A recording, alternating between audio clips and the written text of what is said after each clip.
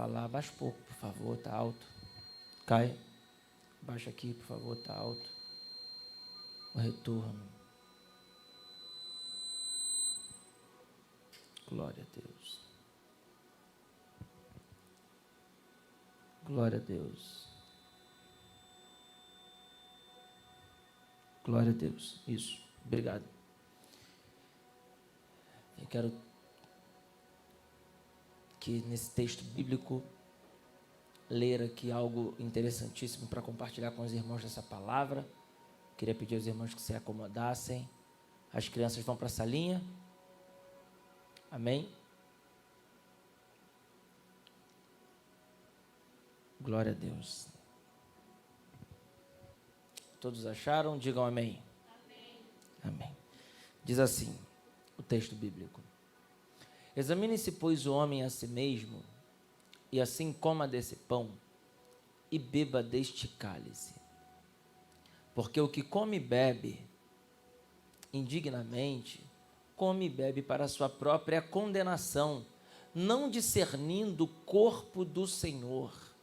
Por causa disto, há entre vós muitos fracos e doentes, e muitos que dormem. Porque se nós nos julgássemos a nós mesmos, não seríamos julgados. Mas quando somos julgados, somos repreendidos pelo Senhor, para não sermos condenados com o mundo. Portanto, meus irmãos, quando vos ajuntais para comer, esperai um pelos outros. Mas se alguém tiver fome, que coma em casa, para que não vos ajunteis para juízo. Quanto às demais coisas, ordená-las-ei quando for, em outras versões, quando for ter convosco. Amém? Amém? Amém. Todos me ouvem bem? Digam amém. Amém. Lá atrás, me ouvindo, Tiago? Mais ou menos? Então, melhora um pouquinho para lá. Lá para trás, sem mexer no meu som, sem mexer no meu retorno aqui. Consegue? Foi? Melhorou? Glória a Deus. Eu quero fazer uma oração. Queria que você curvasse sua cabeça, por favor, para que pudéssemos fazer essa oração. Senhor, é bom estar aqui na sua presença. É bom te louvar, é bom engrandecer ao seu nome. E é bom, ó Pai querido, compartilhar do teu amor, da tua presença, porque em tudo eu vejo o Senhor. Como é bom, ó Deus, essa noite ser participante da sua mesa, porque a sua mesa é algo tão santa, tão poderosa, e o Senhor nos deu a oportunidade de podermos nos assentar aqui e estarmos aqui como igreja, como família e irmãos, para assim ouvirmos a sua palavra.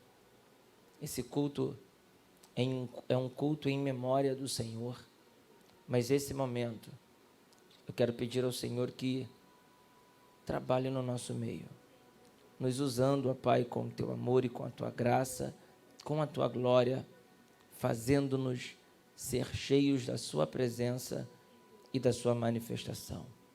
Obrigado por esta oportunidade que nós temos, ó Deus, no nome de Jesus. Aplauda Jesus. Glórias a Deus.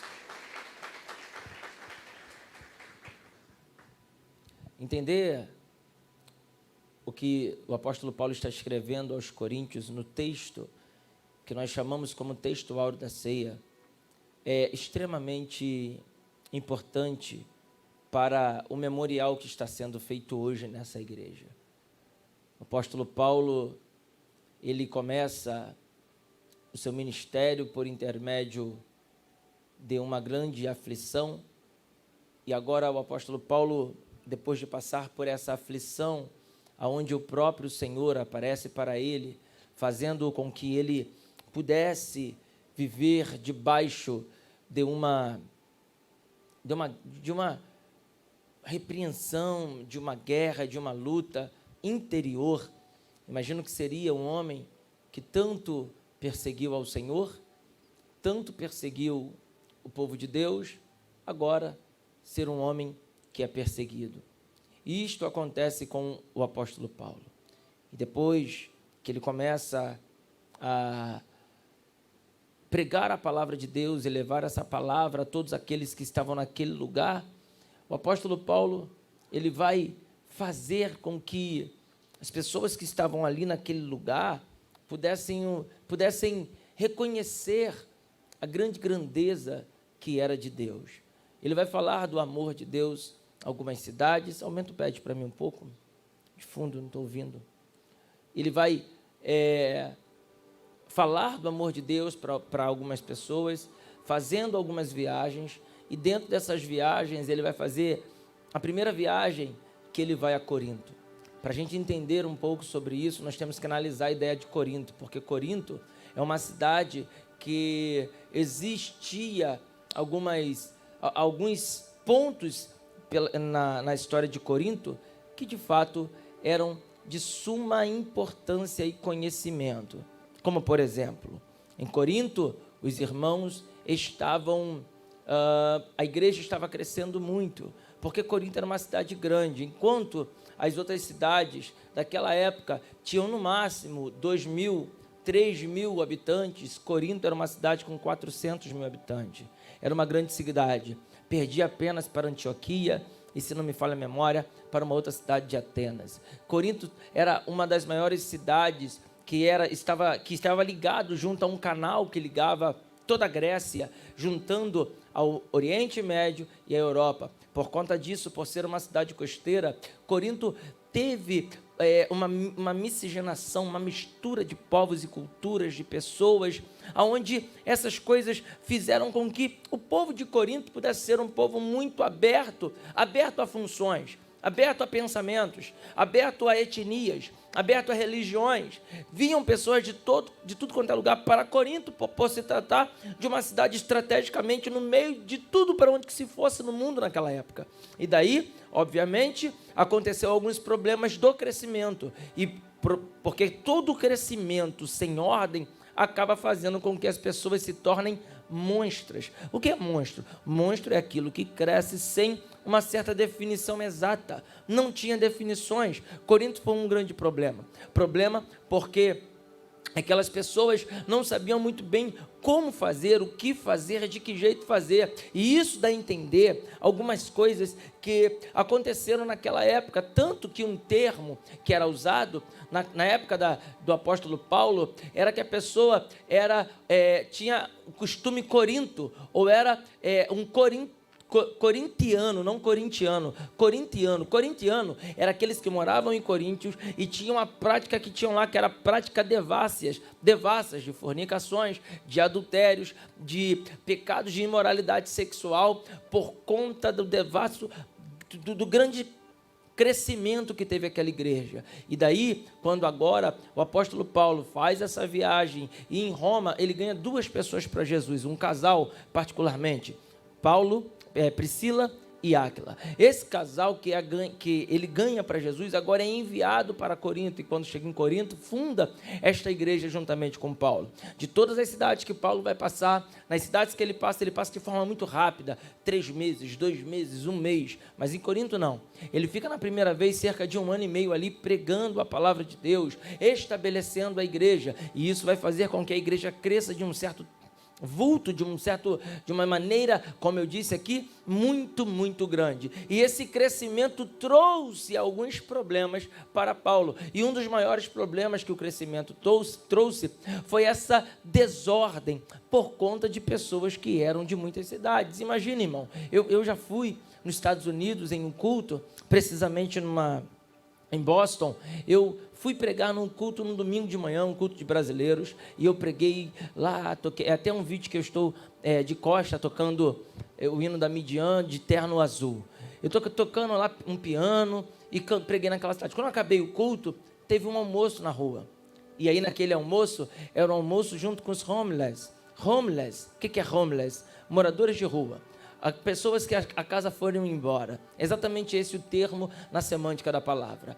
Homeless. E aí era um almoço na rua, no jardim da igreja, aonde os moradores de rua vinham e comiam junto com a gente. E eu estou lá em Boston comendo junto com os moradores de rua, e eu quero fazer uma observação que todo morador de rua nos Estados Unidos tem celular, e eles lá com o celular, né, mexendo, ouvindo música e tudo de iPhone, meu Deus. Você não tem iPhone, você está pior do que os homeless dos Estados Unidos. Outro dia eu estava em Nova York, passando na Times Square, eu fiz um vídeo e botei no grupo da igreja. Um mendigo sentado na Times Square, arrumadinho, de celular, jogando Free Fire, ainda com internet, miserável. Falei, meu Deus. E os irmãos, pastor, não mandei mensagem que eu estava sem internet, liberta esse povo. E aí a gente estava lá naquele café, e daqui a pouco eu estou vendo um pessoal chegando num Jaguar, chegando em umas Porsches, chegando em BMWs, Uber, e chegando um povo muito bem arrumado, pastor Gabriel. E eu estou vendo lá em Boston um pessoal com aquele chapéu grande de filme, e eu falei, meu Deus, isso é real. As irmãs com a luva branca, roupa amarela, aquelas saia rodada. Eu falei, meu Deus, eu estou no filme da Hope Cope, daqui a pouco ela vai entrar aqui cantando a música do Gold, Oh My Love. E eu falei, quando eu entrei no culto, era um culto de africano, lá nos Estados Unidos. Gente, pensa no culto de africano.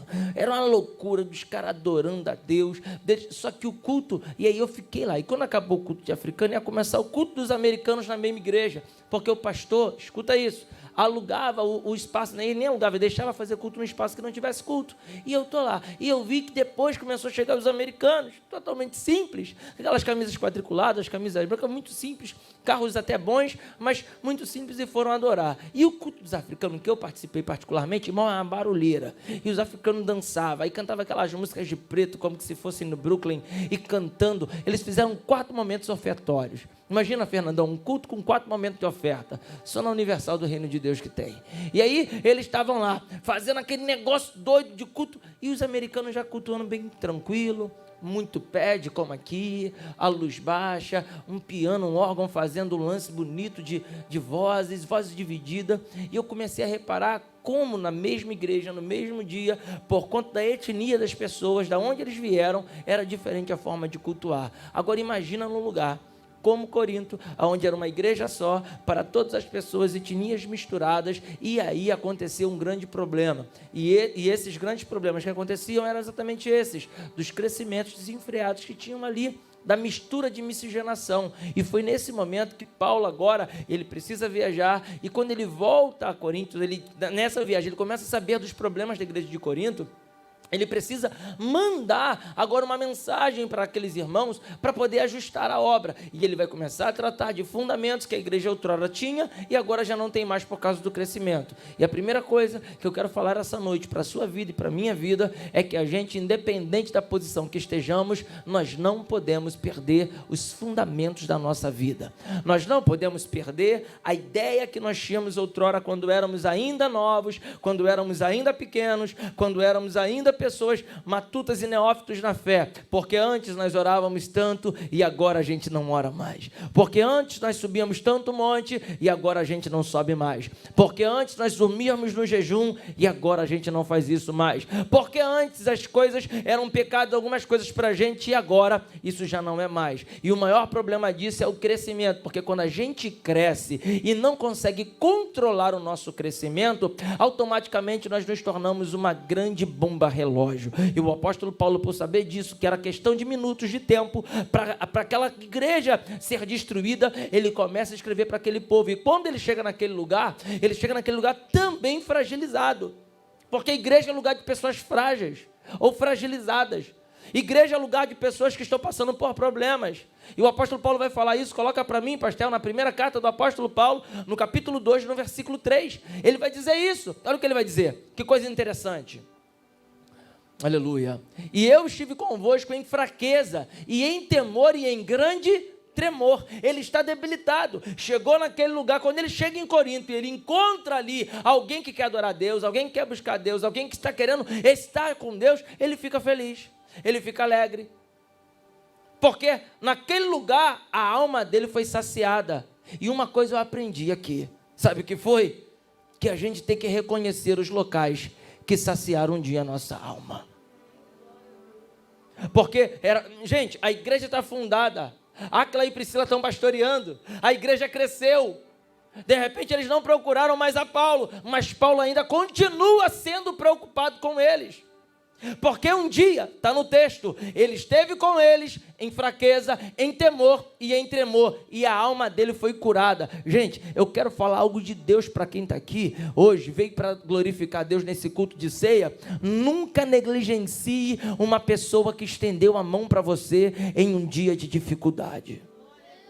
O apóstolo Paulo passou por esse problema um dia naquela igreja, e agora Deus o colocou numa situação boa. Deus o colocou numa situação, porque o mundo dá volta. Olha para a pessoa mais bonita depois de mim nessa igreja e diga: o mundo dá volta.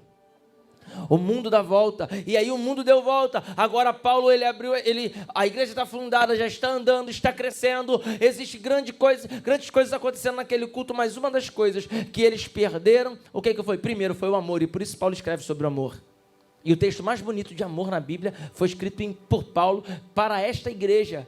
Porque é uma igreja que era tão amorosa, uma igreja que era tão... Porque Áquila e Priscila também eram cidadãos romanos. E possivelmente se entregaram ao cristianismo lá em Roma e vieram para Corinto para poder estar ali. Eram fazedores de tendas, aonde Paulo também trabalhou fazendo tendas. E agora, nesse momento, nessa conotação de ideia, o apóstolo Paulo começa a falar com aquele povo. E ele fala: eu já estive aí com vocês em tremor, em temor. Eu já estive em fraqueza. Sabe por quê? Porque ninguém precisa falar que é forte em todos os momentos. E o maior declínio da pessoa, sabe quando começa? Quando ela está mal e quer mostrar para os outros que está bem. O maior problema, aleluia, de um ser humano, porque cresceu. E aqui está o problema do crescimento. Eu estou falando de alguém que é um missionário que viaja pelo mundo. De alguém que tem uma eloquência como de ninguém no Novo Testamento. De alguém que tem um crescimento e uma bagagem vasta de viagem, de ministério, de experimentado na obra. E ele disse: eu soube ter muito, também soube não ter nada. Já tive na fartura, também já tive na escassez. Eu lidei com a vida, lidei com a morte. Isso, ele soube passar por todas as coisas. E ele está dizendo: eu já estive convosco e eu estava aí em fraqueza, estava fraco. Irmão, eu não sei se você quer um pastor, super pastor nesta igreja, mas aqui não existe. O pastor dessa igreja, os ministros dessa igreja, os obreiros dessa igreja, os membros dessa igreja também têm fraqueza. E sabe qual é o nosso problema? É não querer aceitar as fraquezas do próximo. Eu estou pronto para ver o Johnny crentão, solando o hino aqui, cantando amo o Senhor, meu Salvador, tocando baixo, tocando teclado, tocando bateria, mas eu não estou pronto para ver o Johnny se um dia ele cair de pecado. Eu não estou pronto para ver o Johnny, de repente, desviado. E é nesse momento que a igreja precisa ser igreja. É por isso que ele vai dizer: eu estive aí em fraqueza. E é por isso que eu vou falar para vocês. E eu já quero liberar uma palavra para você em nome de Jesus. Que qualquer tipo de julgamento que houver sobre a vida de alguém aqui, em nome de Jesus, nós estamos jogando por terra. Pastor dessa igreja está falando para as pessoas que estão aqui hoje: ei, eu sei ver você bem, mas eu também estou pronto para te ajudar em um momento de dificuldade. Eu posso não concordar com as suas atitudes, eu falo isso para toda ovelha que cai e vem confessar pecado. Não concordo com o que você fez, mas eu estou junto de você, vamos para cima. Quer mudar? Quer começar tudo de novo? Quer ver a restauração? Vamos começar. Então, em nome de Jesus, eu quero convidar você hoje a aceitar o Evangelho de Jesus, porque o Evangelho de Jesus é o Evangelho que transforma, que muda, que restaura, que levanta. Aleluia! O Evangelho de Jesus é aquele que sara, é aquele que cura, é aquele que faz. E o Evangelho de Jesus hoje te alcança. E ele começa a falar, e depois ele vai falar num dia, ele vai lembrar para os irmãos algumas coisas que era da ceia. Porque como a igreja estava muito grande, foi comum, ou era de praxe, pessoas com valores e condições aquisitivas altas começarem a frequentar os cultos. E aí as pessoas ricas começavam a ir para o culto, e no dia da ceia eles faziam um ajuntamento de pessoas. E lá eles faziam a ceia em memória do Senhor, como nós fazemos hoje. Só que a gente não faz com comida, que eu disse que poderíamos fazer até uma vez, porque isso não é antibíblico. Nós poderíamos aqui hoje fazer como a gente faz na virada do ano, colocar uma mesa no meio da igreja, cada um traz um negócio, coloca a comida e vamos cear. E aí o pão e o vinho consagrar ao Senhor e aqueles que estão em comunhão com o Senhor participar. Porque foi isso que Jesus fez na noite da ceia. Porque eu recebi do Senhor que eu também vos ensinei, que o Senhor Jesus, na noite que foi traído, depois de ter dado graça, tomou o pão e disse: esse é o meu corpo que é partido por vós, fazer isso todas as vezes que comerdes em memória de mim. E semelhantemente também depois de cear, ele tomou o cálice dizendo: esta é a nova aliança no meu sangue, fazer isso todas as vezes que beberdes em memória de mim. Foi exatamente isso. Estava todo mundo ceando, tinha tudo, possivelmente peixe, possivelmente tinha outros tipos de pães. Possivelmente tinha azeitona, saladas, que é comum do povo hebreu, povo judeu. E aí ele pegou o pão e falou: esse é o meu corpo. Então só participa do corpo quem faz parte do corpo. E esse aqui é o meu sangue. Só participa do meu sangue quem tem aliança comigo. Porque a pior coisa que tem, aleluia, é a gente querer participar das coisas do Senhor sem ter parte com Ele. E aí eu me torno um mercenário. E aí eu me torno interesseiro, porque o interesseiro é aquele que participa das coisas de Deus sem ter comunhão com Deus. E aqui está o problema da ceia. É não saber discerni-lo. O corpo do Senhor, olha para mim. É não saber discernir o corpo do Senhor. Aí a Bíblia vai falar, está no texto bíblico, a Bíblia vai dizer que agora, Paulo, depois de fazer isso, ele vai falar, que ele fala que Jesus falou da ceia, e depois que Jesus fala da ceia, ele diz assim, ó: examine-se, pois, o homem assim. Examine-se, pois, o homem assim. Coloca lá no texto base 11, 20, está 11, que eu li, isso, 11, 28. Examine-se, pois, o homem a si mesmo, e assim, coma desse pão e beba deste cálice. Coma do pão e beba do cálice. Vamos continuar lendo? Porque o que come e bebe indignamente, come e bebe para a sua própria condenação, não discernindo o corpo do Senhor. Por causa disto, há entre vós muitos fracos e doentes e muitos que dormem. Passa mais rápido. Porque se nós nos julgássemos a nós mesmos, não seríamos julgados. Olha só que interessante. Ele pede para nós nos examinarmos, e depois que nós examinarmos e conseguimos decifrar os nossos erros, olha o que ele fala: que a gente não tem poder de se, meu Deus, isso é forte, de se julgar. O maior problema é quando a gente quer nos julgarmos. Johnny, o declínio do homem e da mulher começa quando ele acha que ele pode definir as coisas da vida dele. E na verdade você não pode definir as definições da sua vida. As definições das nossas vidas só podem ser definidas, sabe por quem? Me pergunta por quem? Não, me fala por quem? Por quem tem autoridade para me julgar. E somente uma pessoa pode te julgar. Quem é? Jesus. Mas eu já falei com ele, não adianta. Não, mas eu já conversei com ele, não adianta. O que você precisa é pegar a sua vida, quando você cometer qualquer tipo de delito, analisar e se examinar por você mesmo, e depois que você se analisar, você confessar o teu pecado. O que a Bíblia diz: aquele que confessa o pecado e deixa, alcança misericórdia. Mas quando somos julgados, somos repreendidos pelo Senhor. Porque se eu me julgar, eu não serei repreendido pelo Senhor. Mas quando eu sou repreendido pelo Senhor, eu não sou condenado com o mundo. E aqui, eu precisava de um giz para pintar aqui na parede. Por quê? Porque tem duas definições de pecado. Quem é cristão aqui, diga glória a Deus. Não. Quem já levantou a mão e serve a Jesus, diga glória a Deus. Participa comigo, irmão. Você veio cultuar, participa. Se quisesse ficar sem fazer nada, ficava em casa na live. Amém? Está correndo risco de vida, podendo pegar coronavírus para não participar do culto, não vem. Vamos participar do culto. Você veio cultuar, quem veio cultuar, diga glória a Deus. Isso. Quem é cristão aqui, diga glória a Deus. Então, se você é cristão, você peca. Peca ou não peca? Tem algum cristão aqui que peca? Diga: eu já pequei. Meu Deus. Agora fala assim: eu sou pecador ainda. Então, tanto o cristão quanto o ímpio, eles pecam. Sim ou não? Pecam. Mas aqui tem uma diferença. É que o ímpio não reconhece o seu pecado e não leva o seu pecado para Deus. Mas o cristão está aqui. Ó, ele leva ao Senhor para ser julgado. Porque se ele não for julgado pelo Senhor, se ele não for repreendido, ele vai ser condenado como o mundo. Então sabe quem é cristão? Cristão não é aquele que levanta a mão e fala que é crente. Cristão não é aquele que todo dia posta uma mensagem no status falando do Senhor. Sabe quem é cristão? O cristão verdadeiro é aquele que mesmo depois de errar, se arrepende e volta para o Senhor e fala assim, eu estou aqui para ser repreendido pelo Senhor.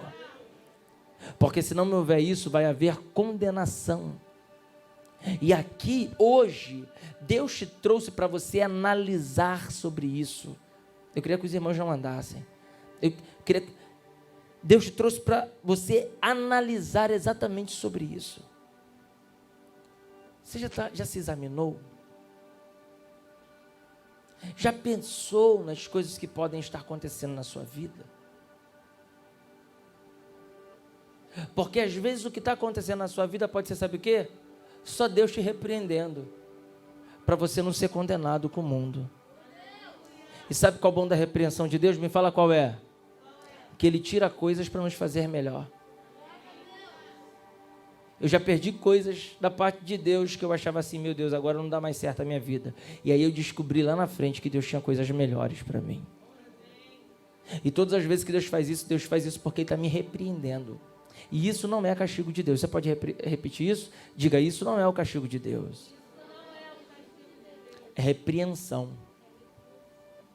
Repreender. Ele está me segurando. Ele está colocando limites. Ô Wagner Tavares, é colocar limites na minha vida. Porque eu estava sem limites. E a repreensão de Deus vem, sabe para quê? Só para dar norte à minha vida. E o que eu quero dizer para você é que o Espírito Santo de Deus essa noite está dando norte para a sua vida. Ele te trouxe aqui para você ter norte. Por quê? Porque antes você se examinava, só que você queria se julgar. Eu me examino e sabe como eu vou resolver isso? Sabe como? Eu me examino, não. Eu pequei. Aí o que eu faço? Eu vou lá, faço jejum e está tranquilo.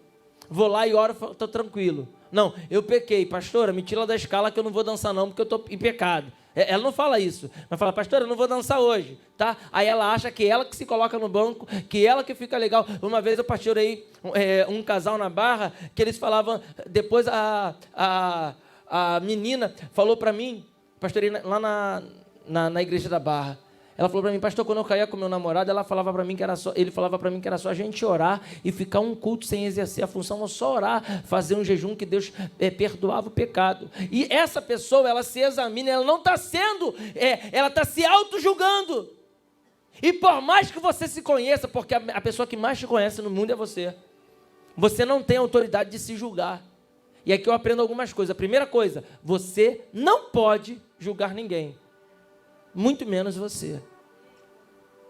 O papel de julgar alguém é do diabo. E o Senhor, quando Ele julga, Ele julga para repreensão. Mas quando somos julgados, somos repreendidos pelo Senhor, para não sermos condenados com o mundo. Toda a repreensão de Deus é para te tirar da condenação eterna.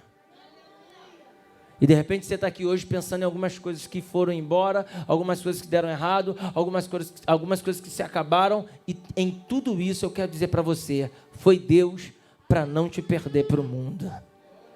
Já teve pessoas que foram mandadas embora de emprego e está se queixando, até hoje não entende. Por que que eu fui mandado embora? Era Deus te repreendendo para você não ser lançado no mundo. Teve pessoas que já acabaram o relacionamento, por que que acabou o relacionamento? Era Deus dizendo, eu não queria te perder pelo mundo. Tem pessoas que já foram tiradas de cargos em igreja, em outros locais. Por que que eu perdi? Era Deus dizendo, eu estava te repreendendo para não te perder para o mundo. E eu quero dizer para você que cristão que tem a vida entregue nas mãos de Deus, nunca será condenado com o mundo. E por mais que o inimigo queira te enganar, por conta do status, por conta da posição, não vou falar porque senão eu vou cair. Outro dia um irmão falou isso aqui para mim no gabinete. Falei, varão, eu te falei, por que você não falou para mim o que tinha acontecido? Eu já sabia, Deus tinha me revelado. Meu irmão, gente que mente para pastor, não adianta, irmão, se lasca todo. Uma coisa é você ficar escondido, mas se Deus falar com o teu pastor for falar com você, irmão, não tenta fazer joguinho não. Eu falei, não faz isso que você vai dar problema. Não faz que vai dar problema. Não, pastor, não fiz não, já tinha feito. Não faz que vai dar problema. Aí depois eu perguntei, varão, por que você não falou comigo? Eu tinha medo de perder o cargo. Eu falei, então agora você vai perder. Sem medo. E tem gente por causa de cargo, por causa de status, está perdendo a salvação. Irmão, em nome de Jesus, vamos parar com essa vida de mentira da internet. Vamos parar com essa vida que a gente bota a melhor cara, a gente bota o melhor rosto, a gente quer fingir que está tudo bem. E Deus te trouxe aqui hoje para você entender que você não pode ser condenado com o mundo. E enquanto você quiser sustentar uma mentira, você será condenada com o mundo. É por isso que o apóstolo Paulo vai dizer: examine-se, pois, o homem a si mesmo, coma do pão, beba do cálice. Mas tem um negócio, você não pode se julgar. Examine, coma, beba e depois vai lá. Confessa, entrega. E hoje o Senhor te trouxe aqui para isso, para você acertar os caminhos que de repente estavam errados na sua vida. Até quando a nossa igreja, até quando o povo de Deus vai viver esse engano de evangelho? Eu preguei uma mensagem aqui, deve ter de repente uns 3 domingos, falando: se o meu povo que se chama pelo meu nome se humilhar e orar e me buscar e se converter dos seus demais caminhos e buscar na minha face, se converter dos seus... então eu, Senhor, vos ouvirei do céu e sararei a sua terra. Lembra? A responsabilidade do mundo está, a culpa do mundo está como está, eu vou falar isso, é da igreja. Porque pecado do ímpio, o Senhor já espera o erro, a transgressão do ímpio. O que não é certo, sabe qual é? É o cristão errar e não consertar o erro. E isso daí é Deus querendo posicionamento do povo de Deus. E eu quero dizer para alguém aqui que está essa noite: o Senhor quer te usar, o Senhor quer te moldar, o Senhor quer te impulsionar para você viver um verdadeiro evangelho, e o evangelho que é em Deus. E até quando você vai querer viver com o costume mundano? E aqui está um problema, me pergunta qual é. É cristão querendo viver com costume mundano. Ai. Quem está me ouvindo, diga: eu estou aqui. Crente não pode querer viver com costume mundano. Você que está na live, está em casa, você não pode querer viver com costume mundano. O maior problema da repreensão do Senhor é quando eu acho que eu posso viver como do mundo. Mas, irmãos, nós não somos mais do mundo, porque se a gente quiser viver como mundano, nós seremos condenados com o mundo. E eu quero dizer para você: o mundo só é uma passagem. É só um lugar por onde nós iremos passar. Se você crê nisso, diga: eu acredito nessa palavra. Irmão, eu não vou ficar nessa terra. Você não vai ficar aqui. Vai ter um dia que Jesus vai chamar o teu nome. Vai ter um dia que você estará nos altos céus. Vai ter um dia que o Senhor será exaltado. Vai ter um dia que o Senhor vai te ouvir. Ele vai chamar pelo teu nome. Você crê nisso? Diga: eu creio. Está abaixo, diga: eu creio. Ele vai te chamar. Eu não posso ser, o evangelista Yuri, condenado com o mundo. E o Senhor hoje está te chamando para isso. Está te chamando para você viver o novo de Senhor. O novo de Deus. Para você viver na casa do Senhor. Viver na casa de Deus. E em nome de Jesus você vai viver o novo do Senhor. Em nome de Jesus. O apóstolo Paulo está dizendo que nós temos que nos examinar. Eu queria me examinar hoje. Eu queria que você se examinasse hoje. Você pode fazer isso agora? Vamos nos examinar. E aí tem um texto que diz, olha que texto bonito. Passa lá um pouquinho mais, para o 33. E aqui está muito, muito certo. Não passa mais. Mas se alguém tiver fome, que coma em casa, para que não vos ajunteis para juízo. Gente, nem todo ajuntamento em nome de Deus é de Deus. Está aqui, Nath. Mas se alguém tiver fome, que come em casa. Porque eles se uniam para fazer comida, para terem comida para o dia da ceia. Aí os ricos vinham para o lado, os pobres para o outro, cada um para o seu canto. E eles começaram a ir para lá, sabe por quê? Aquela comida. E nesse momento que eles iam comer, nessa festa que era para fazer em memória de Deus, eles começavam a cultuar coisas que não são de Deus. E começaram a fazer, sabe o quê? A se ajuntar para falar promiscuidade. Prova que depois Paulo vai tratar um caso de incesto na igreja de Corinto. É verdade ou mentira? Dentro da igreja que ele falou: lança essa alma ao inferno. Não, ele fala: eu entrego essa alma a Satanás. Paulo fala isso para a pessoa. Olha que mensagem dura. Se um pastor hoje prega isso aqui na igreja, meu Deus, nunca mais volta aos outros.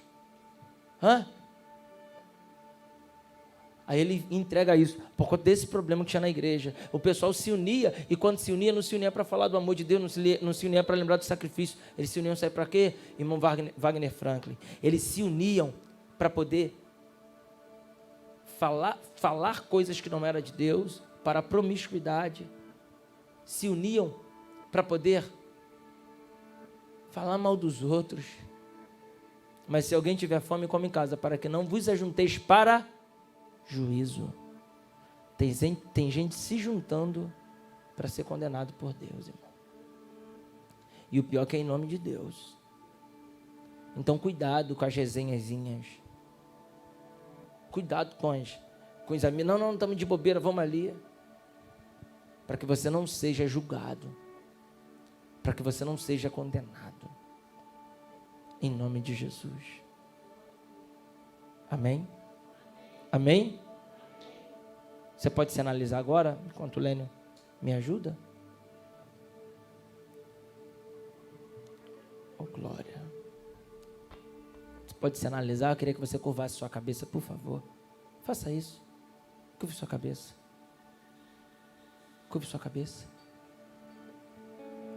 Eu quero me prender naquele texto que diz: examine-se, pois, um homem a si mesmo. Se examina.